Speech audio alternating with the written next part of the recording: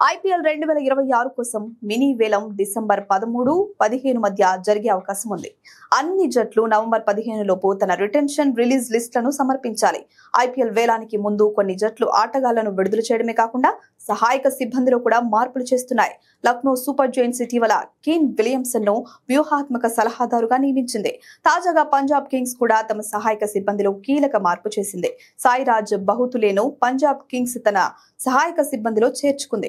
సునీల్ జోషి స్థానంలో బహుతులే జట్టు spin bowling coach గా నియమితులయ్యారు. బహుతులే అనుభవజ్ఞుడైన కోచ్.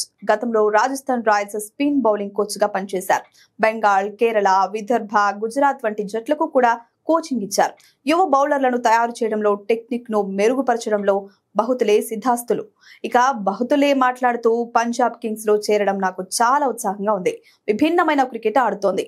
ప్లేయర్స్ మంచి సామర్థ్యాన్ని కలిగి ఉన్నారు. ఆటగాళ్లతో కలిసి పనిచేయడానికి నేను ఉత్సాహంగా ఉన్నానని బహుతులే చెప్పారు.